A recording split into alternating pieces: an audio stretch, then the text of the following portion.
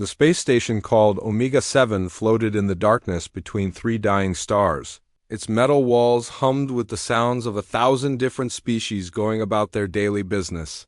The main docking bay was busy as usual with cargo ships coming and going, but today something different was about to happen inside.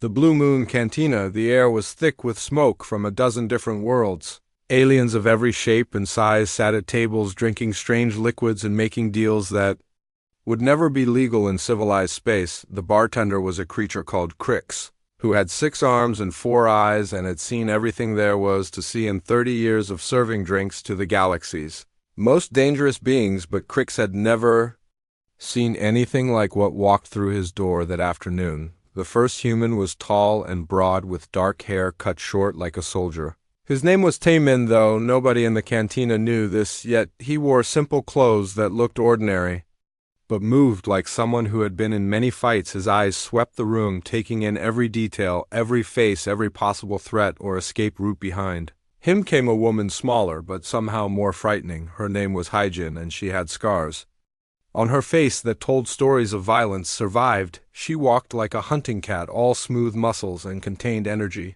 Her hand stayed near a weapon that none of the aliens recognized. The cantina went quiet so fast it was like someone had turned off a switch. Conversations stopped in the middle of words. Drinks were set down with shaking hands. Even the loud Zephyrian traders who never stopped talking pulled their tentacles close to their bodies and watched with wide eyes. Everyone had heard the stories about humans. They came from a world so deadly that everything on it tried to kill everything else. The weather could freeze you solid or boil you alive. The plants were poisonous. The animals were all predators. The very air could become toxic without warning. It was a world that should have killed any intelligent life long before it could develop technology.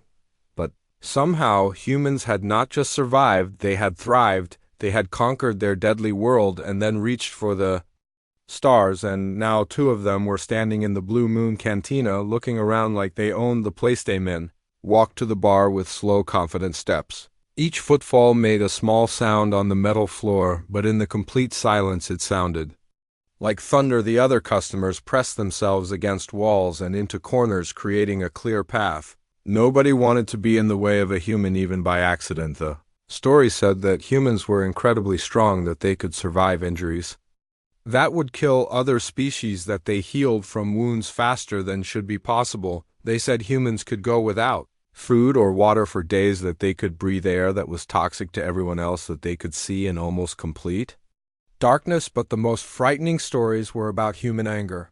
When humans got angry, the stories said they became something else entirely. They stopped thinking about their own safety and focused only on destroying whatever had made them angry. They would fight until they won or until they died, and they were very hard to kill. Hyjin followed Taemin to the bar, her eyes never stopping their scan of the room. She counted exits, weapons, potential threats, and allies. Her enhanced vision, which all humans seemed to have picked up details that other species would miss. She noted the Kandorian smugglers in the corner booth, the nervous Veltani merchants by the window, the armed guards trying to look casual near the back door. Crix them approach with all 4 of his eyes. The Veltani had dealt with many dangerous customers over the years, but never any humans. He had heard they were unpredictable, that they could go from calm to violent in seconds, that once they decided to fight, they would not stop until everything around them was destroyed. The tall human reached the bar and looked directly at Crix. His eyes were dark and calm, but there was something behind them that made the bartender want to run. The human spoke in perfect galactic standard, his voice quiet but carrying clearly through the silent cantina. 2 drinks, he said, something strong. The request seemed simple enough, but Crix knew that when humans asked for something strong, they meant something very different from other species. What was strong to a human could dissolve metal, eat through ship hulls, or kill a dozen other species with a single drop. Crix reached for a bottle of Corellian fire with his primary arms, while his secondary arms prepared emergency medical supplies just in case. Corellian fire was not really meant for drinking. It was industrial solvent used to clean plasma conduits and fusion reactors. A single drop could burn a hole through most organic matter. The liquid hissed and bubbled as Crix poured it into 2 glasses. The vapor that rose from the drinks made nearby customers cough and wheeze. Several aliens moved further away while others put on breathing masks. The smell alone was enough to make most species feel. Jin watched all of this with what might have been amusement. She had noticed every reaction, every frightened face, every attempt to get further away from the humans. It was exactly what she had expected. Fear was always the first response. When other species met humans, she looked around the cantina again, this time more slowly, taking in all the details. The Blue Moon was typical of frontier establishments. Dirty, crowded, full of beings who lived outside galactic law. The walls were covered with wanted posters and news feeds showing the latest conflicts and crimes. In one corner, a group of Kondorian smugglers were having a heated discussion about something. Their scales were changing color rapidly, which meant they were either very excited or very angry. Near the window, 3 Veltani merchants were reviewing shipping contracts while keeping nervous glances on the humans by the back door. 2 Thraxian mercenaries were trying to look casual, but their hands were near their weapons. Their species was known for being quick to fight and slow to think, which usually meant trouble in places like this. The most interesting group was a table of mixed species near the center of the room. They all wore the same type of clothing, which suggested they worked together, probably as crew on one of the ships docked outside. They were watching the humans with the kind of professional interest. That meant they were evaluating them as potential threats or opportunities. Min picked up his glass of Carillion fire and examined it with mild interest. The liquid continued to hiss and bubble, releasing small clouds of toxic vapor that would have sent most beings running for medical assistance. He raised the glass in a mock toast to the watching crowd. Good health, he said, with a slight smile that did not reach his eyes. Then he drank the entire contents in one smooth motion. The effect on the watching aliens was immediate. Several gasped out loud, others made religious gestures or covered their eyes as if they could not bear to watch a being commit suicide in such a painful way. A few actually started toward the door, thinking they needed to escape before the human died and released whatever toxic compounds might be in his body. But Taemin did not die. He did not even seem uncomfortable. He simply set down the empty glass and nodded approvingly at the taste. The silence in the cantina became even deeper, if that was possible. Everyone stared at the human who had just consumed enough industrial poison to kill a starship crew. Good stuff, he said conversationally. Warms you up just right. Jin picked up her own glass and drank it just as casually. The aliens watched in horrified fascination as the second human also survived what should have been instant death. She even seemed to savor the taste, rolling it around in her mouth before swallowing. The implications of what they had just witnessed began to sink in for everyone present. These were not just tough aliens from a harsh world. These were beings whose bodies could process substances that were literally toxic waste to every other known species. If humans could drink industrial solvent, what else could they survive? What other limits that applied to everyone else simply did not apply to them. And if they were this tough physically, what did that say about their mental capabilities, their technology, their military potential?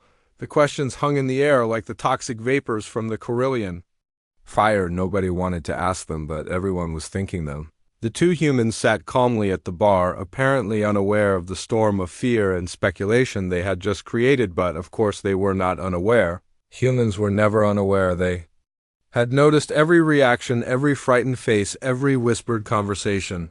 They had evaluated every potential threat and planned their responses. They were simply choosing to appear calm and unthreatening. For now the cantina remained silent as word began to spread through the station's communication networks. Two humans had arrived at the Blue Moon Cantina. They were drinking Carillion fire like it was water, and they seemed to be waiting for something. Nobody knew what they were waiting for, but everyone had the feeling that when it arrived, the galaxy was going to become a very different place. News traveled fast through the twisting corridors of Station Omega 7. Within an hour, everyone knew about the two humans in the Blue Moon Cantina who had drunk industrial poison like it was fruit juice. The story grew with each telling. Some said the humans had glowed after drinking the Carillion fire. Others claimed they had breathed out toxic clouds that killed a potted plant. But the core facts remained the same. Two Deathworlders were sitting at Crix's bar drinking substances that could dissolve metal, and they seemed to be enjoying themselves. Word reached the ears of beings who made their living from violence and intimidation, the kind of beings who ruled through fear and kept their territory safe by making examples of anyone who dared to challenge them. These beings did not like the idea that someone might be tougher than they were. The first to arrive was Voska, leader of the Kandorian syndicate. He was 8 feet of muscle and razor-sharp teeth with scales that could turn aside energy weapons. His arms were thick as tree trunks, and his claws could tear through starship hull plating.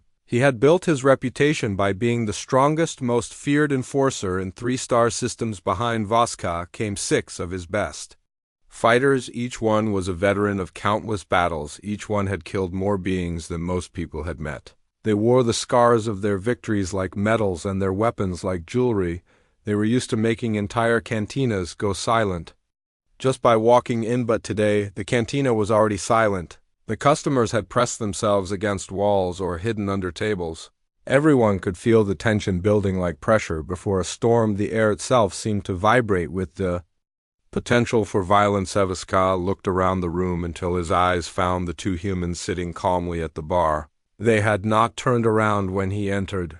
They had not shown any sign that they were impressed or frightened by his presence. This was not the reaction he was used to. He walked across the cantina floor, his massive feet making the metal plates ring with each step. His fighters spread out behind him, forming a semicircle that blocked most of the exits. Other customers began quietly sliding toward whatever doors remained open. The Kandorian stopped directly behind the 2 humans, close enough that his shadow fell across their drinks. His breathing was loud and deliberate, designed to intimidate through sound alone. When he spoke, his voice was like grinding stone. Humans, he rumbled, I have heard stories about your kind. They say you think you own the galaxy. Nautamin turned slowly on his bar stool. His movement was casual, unhurried. He looked up at the massive reptilian with the same expression he might use to examine an interesting insect. The difference in size was dramatic, but somehow Taemin did not look small or helpless. We do not think anything, he said quietly. We know what we are. The words hung in the air between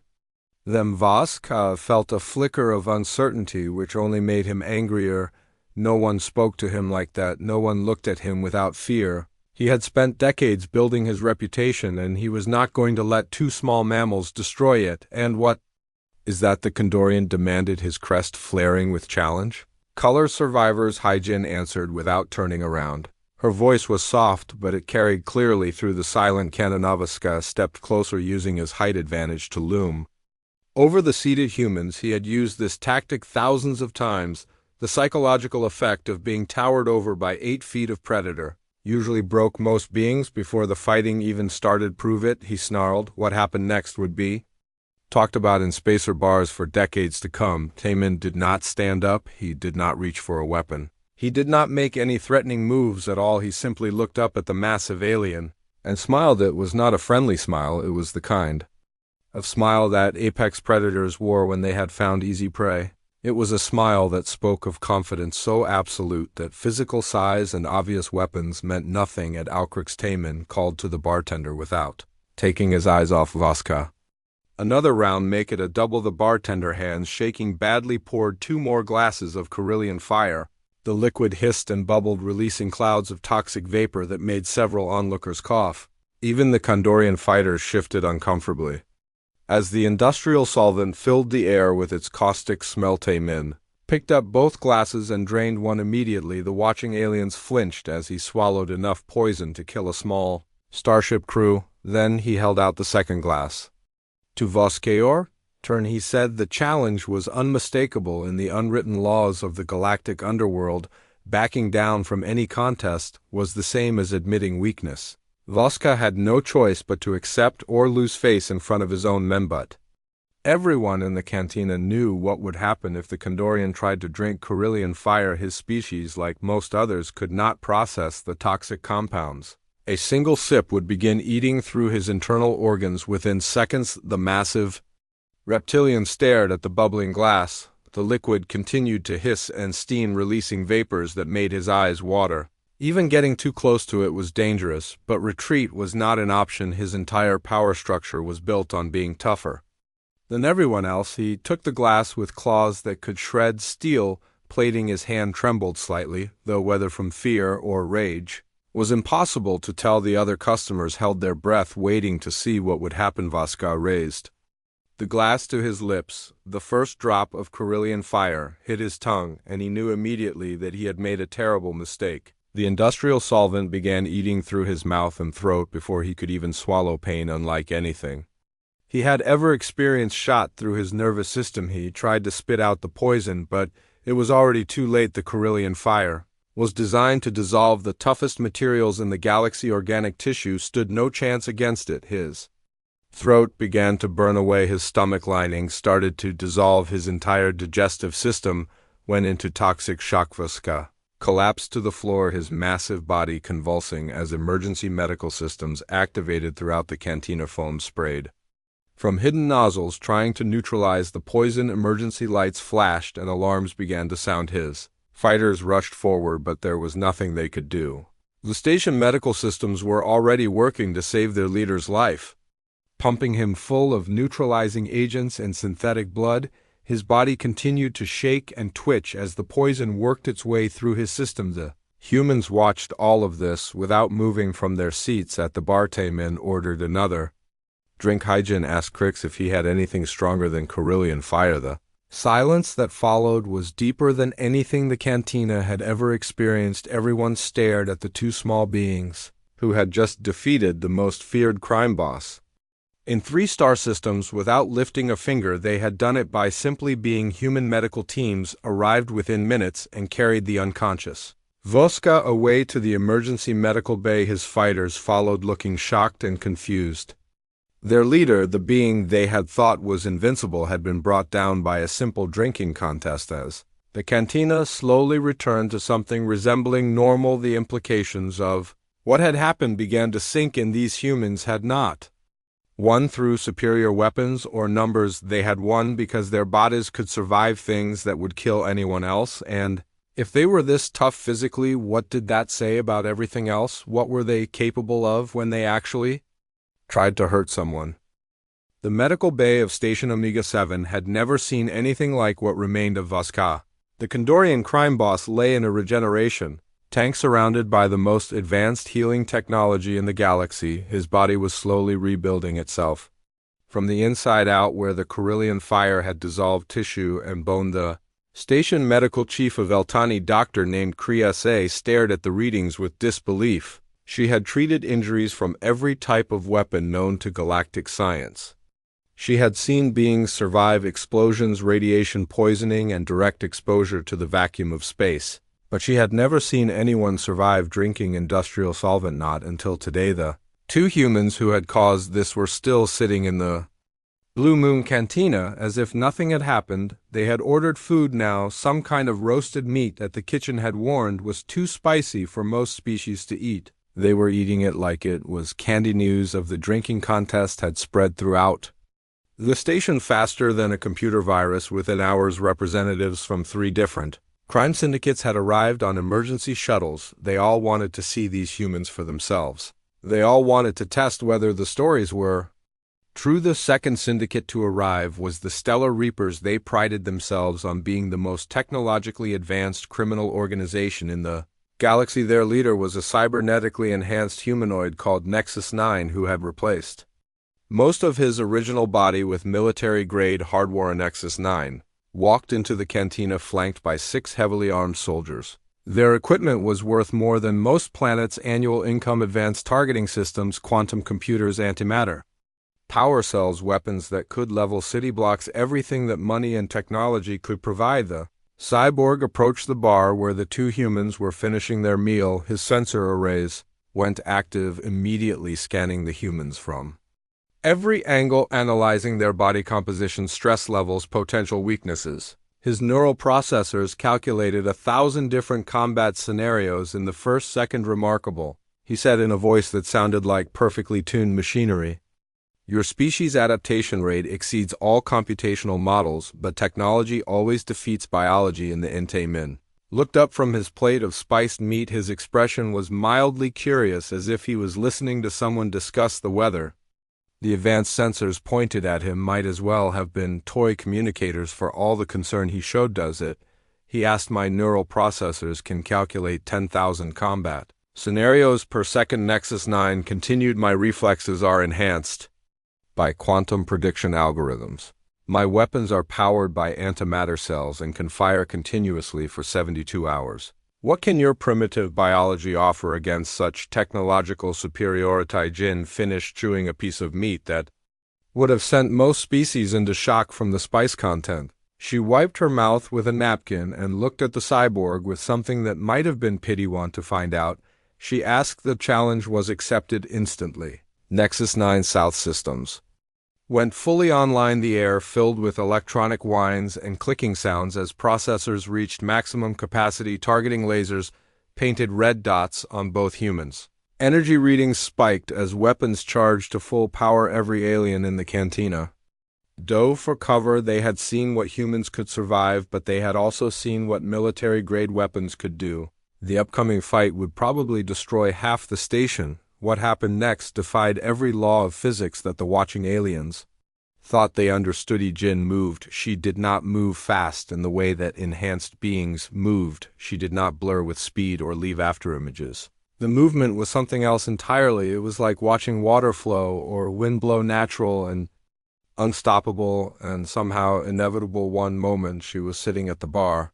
The next moment she was behind Nexus 9 with one hand on his neck. Her fingers were pressing against points that no external scanner could have detected, neural pathways that connected his biological brain to his mechanical body.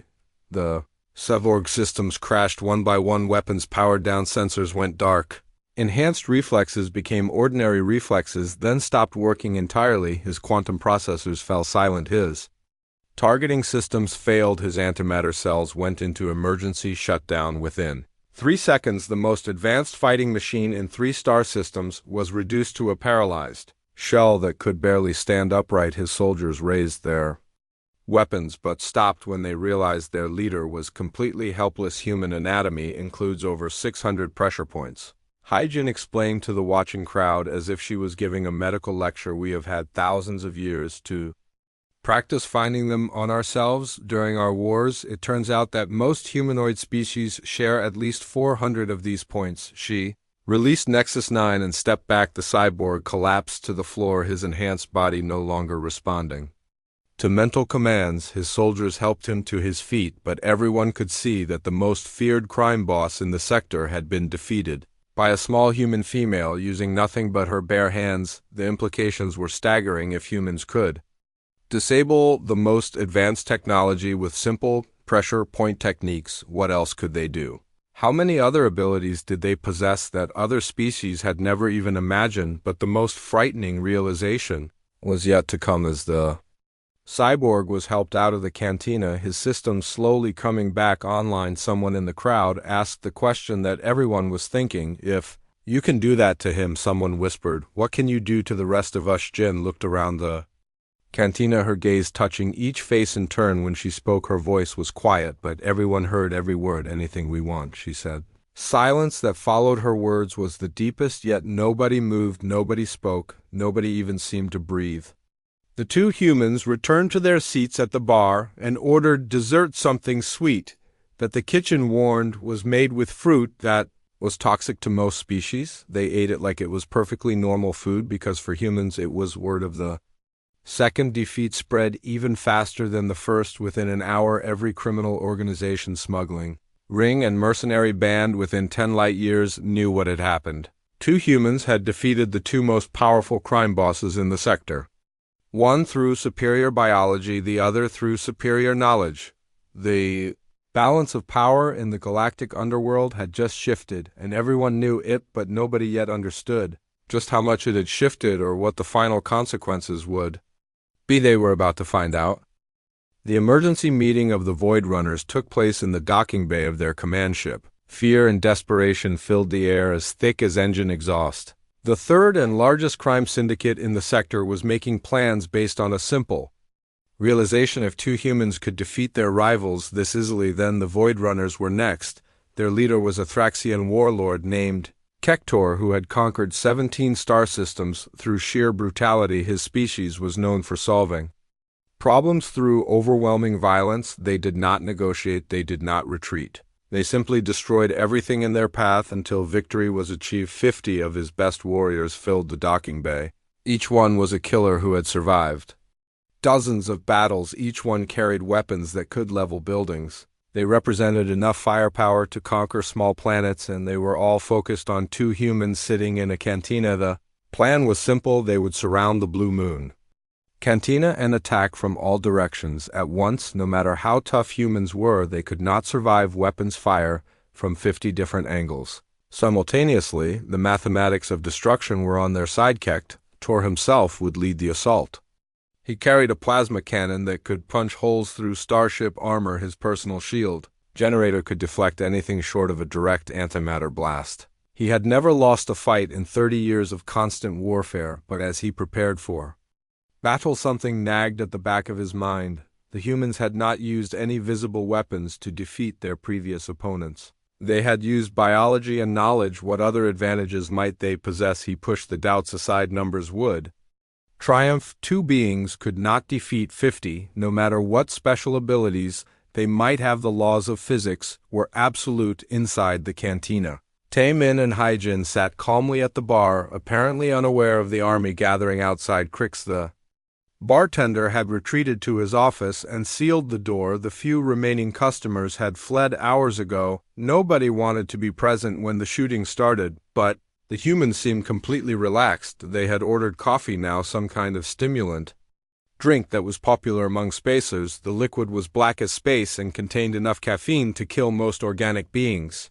They were drinking it like it was water. 53 hostiles surrounding the building, Hyjin said quietly without looking up from her cup. Mixed species, standard equipment, poor tactical positioning, amateur hour. Taemin agreed. He took another sip of coffee that should have stopped his heart. Want to make it interesting? Loser buys dinner tonight. Deal. The attack came exactly when Hyjin had predicted it would, based on the movement patterns she had been tracking through the walls. Breaching charges exploded simultaneously on 3 different sides of the cantina. Smoke filled the air. Energy weapons fired blindly into the chaos. What followed was not a battle, it was an education in human warfare. The Void Runners had made the same mistake that every species made when fighting humans. They assumed that superior numbers and firepower would guarantee victory. They had planned for enemies who would take defensive positions and fight conventionally. Humans did not fight conventionally. Min and Hyjin disappeared into the smoke like ghosts. They did not charge forward into the enemy fire. They did not hunker down behind cover. Instead, they used the environment itself as a weapon. The cantina furniture became projectiles that struck with bone-crushing force. The environmental systems became traps that filled corridors with toxic gas or superheated steam. The station's own architecture became a maze that favored the hunters over the hunted. The humans moved through the chaos with impossible grace. Every step was calculated, every movement had purpose. They struck where enemies were weakest and vanished. Before counterattacks could be organized, they turned the attackers' weapons against each other, used their numbers as a disadvantage, exploited their reliance on technology and standard. TACTICS. A Thraxian warrior would charge around a corner expecting to find cowering humans and instead find empty air. Then something would strike him from behind, a piece of debris, moving with lethal precision, or a weapon taken from a fallen comrade, and fired with perfect accuracy. The battle lasted exactly 11 minutes and 37 seconds. When the smoke finally cleared, 53 professional killers lay unconscious throughout the cantina and surrounding corridors. Every single one of them was alive, but incapacitated, their weapons scattered and useless. Not one of them had even seen the humans clearly during the entire fight. Taemin emerged from the dissipating smoke, straightening his shirt as if he had just finished a light workout. I count 28, he said. 27, Hyjin corrected. Appearing beside him without making a sound, the Kondorian in Corridor C was already unconscious. When I reached him, damn you win. Taemin returned to his bar stool and waved to get Crix's attention. Dinner's on me. The bartender emerged from his office and stared at the destruction around his establishment. Tables and chairs were overturned, scorch marks covered the walls. Unconscious bodies were scattered everywhere, but the 2 humans sat calmly at the bar as if nothing had happened. The implications of what had just occurred began to sink in throughout the station. 53 armed warriors had attacked 2 humans simultaneously, and all 53 had been defeated without the humans even getting their clothes dirty. The mathematical impossibility of it broke several AI systems that tried to calculate how such a thing could happen, but for the humans it had been routine. Just another day of being what their deadly world had made them, and the galaxy was beginning to understand that humanity was not just another species among thousands. They were something entirely different. Something that changed the rules simply by existing. The balance of power had shifted again, and this time everyone knew there was no shifting it back.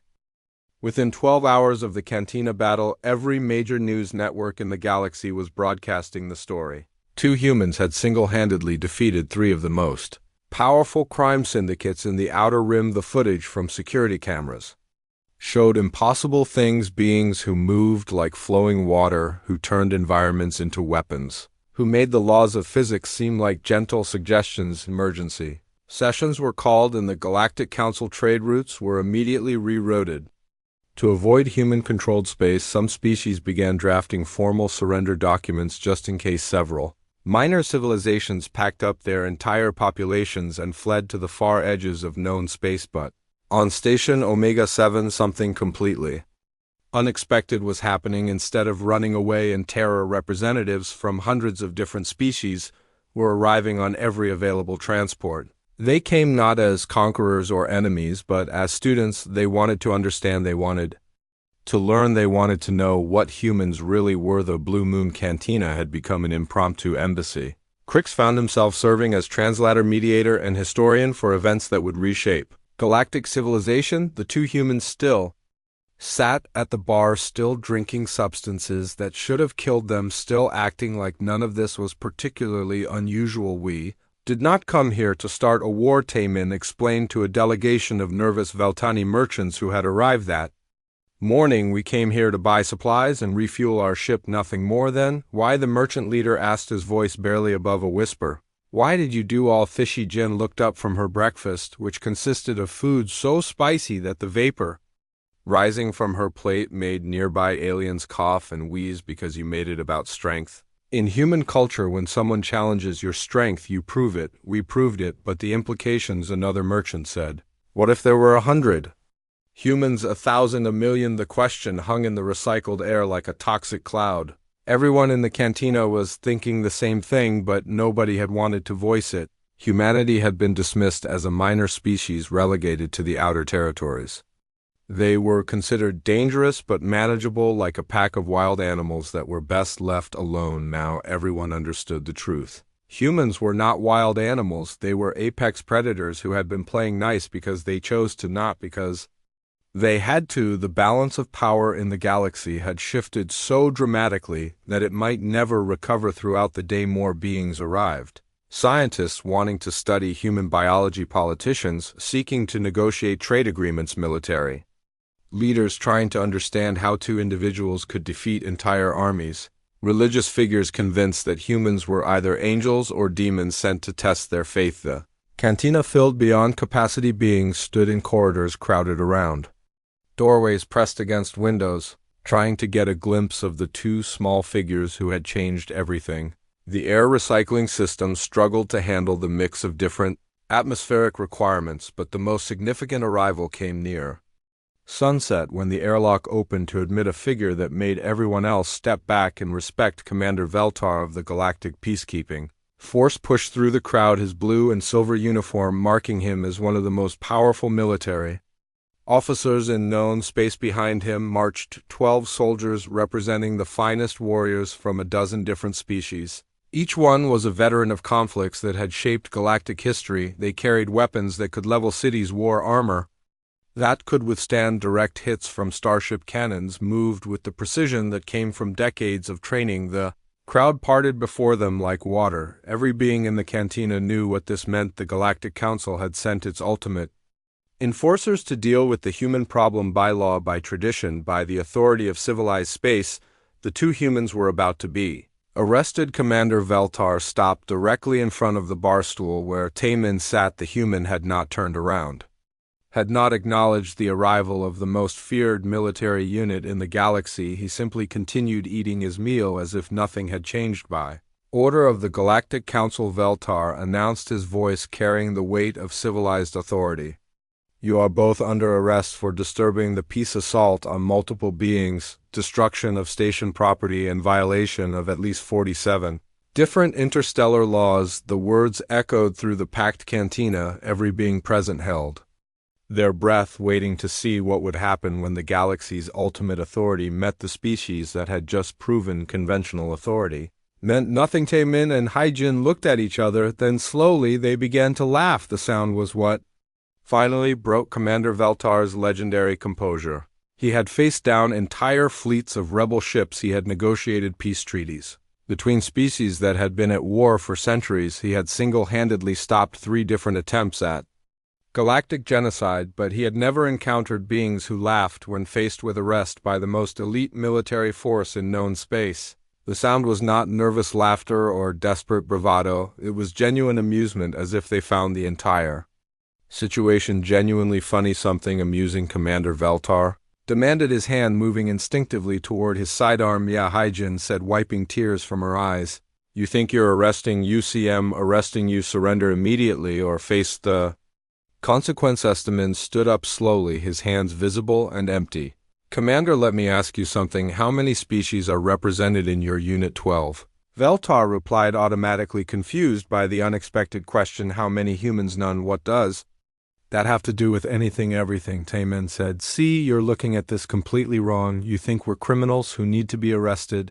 We're not. We're diplomats who just prevented a war. The commander felt his certainty beginning to waver.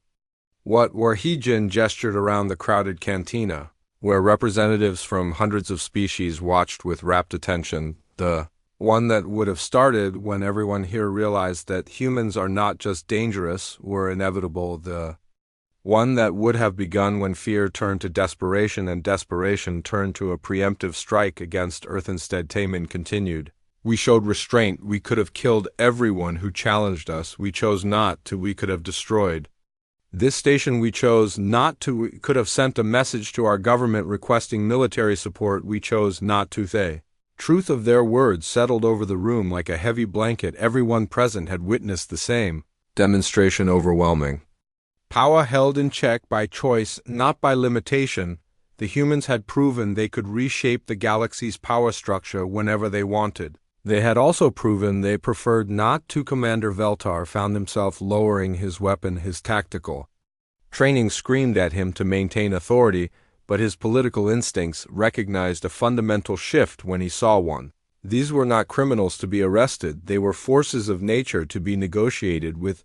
What do you want? He asked quietly. Same thing we wanted when we walked in here 12 hours ago, Haijin replied. Supplies, fuel, and maybe a decent meal. We're explorers, not conquerors, but if anyone tries to stop us from exploring, Taemin added, his voice still friendly but carrying an undertone that made hardened warriors shiver. Well, that's when things get interesting. The cantina began to empty slowly as beings returned to their ships and their lives carrying stories that would spread throughout the galaxy within days. The balance of power had shifted not through conquest or destruction, but through understanding. Humans were no longer the strange species from the outer rim. They were the neighbors you wanted to stay friendly with, the allies you hoped to acquire, and the enemies you never ever wanted to make.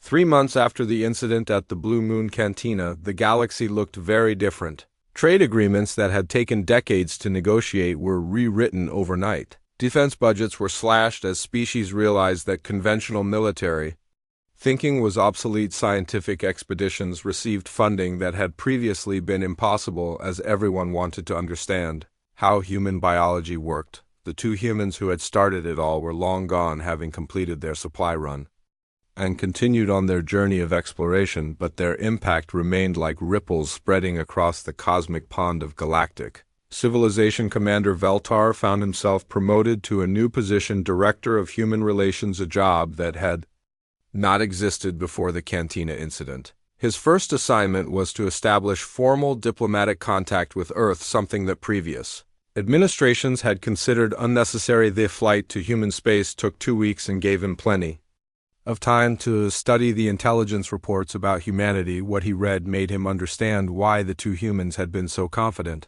The entire species was like that, every single one of them. Earth itself defied imagination. It was a world where the weather could kill you, where the plants were toxic, where the animals were all predators, where even the bacteria was dangerous. Most worlds that hostile never developed intelligent life. The ones that did usually destroyed themselves in wars over the few safe places to live. But humans had thrived. They had turned their deadly world into a garden.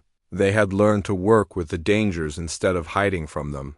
They had become so adapted to survival that what killed other species was just another day for them. When Veltar's ship entered the Sol system, he was met by a small escort of human vessels. The ships were nothing impressive by galactic standards.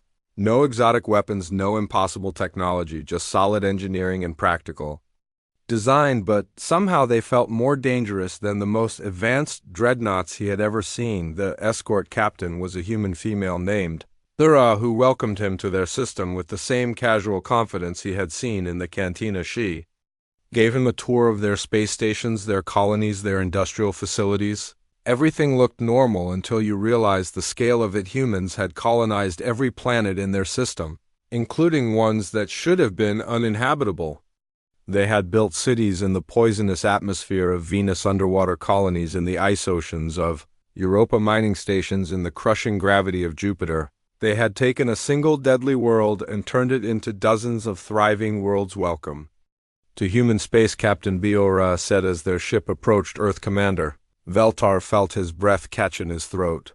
The planet below was beautiful. Blue and green and white swirled together in patterns that spoke of a living world, but he knew that the beauty hid dangers that would kill most galactic species within hours. We understand you want to establish formal relations, she continued. That's good. We like having neighbors. The negotiations took place in Geneva in a building that had once housed the United Nations centuries before humans had reached the stars. The human delegation was led by an elderly man named Kyung Ho, who spoke in the same quiet, confident tones that Veltar had heard in the cantina. We do not want to rule the galaxy, he said simply. We do not want to conquer anyone. We do not want to impose our ways on other species. We just want to explore, to learn, to see what is out there. But you could, Commander Veltar said. The words came out before he could stop them. If you wanted to, you could conquer everything. Kyung Ho smiled, the same predator smile that had terrified a cantina full of criminals. Yes, he said. We could, but why would we want to? The question hung in the air between them. Veltar realized he did not have an answer. Power for its own sake made sense to most species. The strong dominated the weak because that was how the universe worked. But humans seemed to operate by different rules because it would be boring. Kyung Ho continued. We have spent our entire history fighting for survival. Now that we have won that fight, we want to do something more interesting. We want to see what else is possible. The treaty that emerged from those negotiations was unlike anything in galactic history. It did not establish trade routes or military alliances or territorial boundaries. Instead, it established something new, a partnership between humanity and the rest of the galaxy based on mutual respect and shared curiosity. Humans would share their knowledge, their perspectives, their unique ways of solving problems. In return, other species would share their own discoveries, their own cultures, their own ways of understanding the universe. Together, they would explore the galaxy not as conquerors but as partners. The first joint expedition launched 6 months later. A mixed crew of humans and aliens aboard a ship designed with the best technology from dozens of different species. Their mission was simple: explore the unknown regions beyond the galactic rim and see what they could find. The galaxy watched with fascination as the expedition reports came back. They had found new worlds, new species, new forms of life that nobody had imagined. The humans on the crew seemed to thrive in conditions that should have been impossible, while their alien crewmates contributed knowledge and skills that humans had never developed. It was working better than anyone had dared to hope. Back on Station Omega 7, the Blue Moon Cantina had become a tourist destination. Beings came from across the galaxy to see where everything had changed. Crix had retired wealthy from all the visitors who wanted to hear the story firsthand. The cantina itself had been preserved exactly as it was on that day, with a small plaque marking the 2 bar stools where history had been made. Sometimes late at night, when the tourists had gone home, Crix would sit behind the bar and remember what it had been like. Those few hours when two small beings had walked in and changed everything. Not through violence or threats, but simply by being themselves. The galaxy was a better place now, more cooperative, more curious, more willing to try new things. The old power structures based on fear and domination were crumbling, replaced by partnerships based on mutual benefit and shared exploration, and it had all started with two humans walking into a bar, two Deathworlders, who had shown the galaxy that being dangerous was not the same as being evil, that being powerful was not the same as being cruel, that sometimes the most terrifying thing in the universe was also the most hopeful. The galaxy had learned to fear humans, but more importantly, it had learned to respect them, to work with them, to see them as partners rather than threats, and in the end, that made all the difference. The story of the Blue Moon Cantina became legend, told and retold across 1,000 worlds. Each version was a little different, but the core message remained the same. Sometimes the most important battles are won not through superior firepower, but through superior character. Humanity had won the ultimate victory. They had become exactly what they chose to be, and the galaxy was grateful for their choice.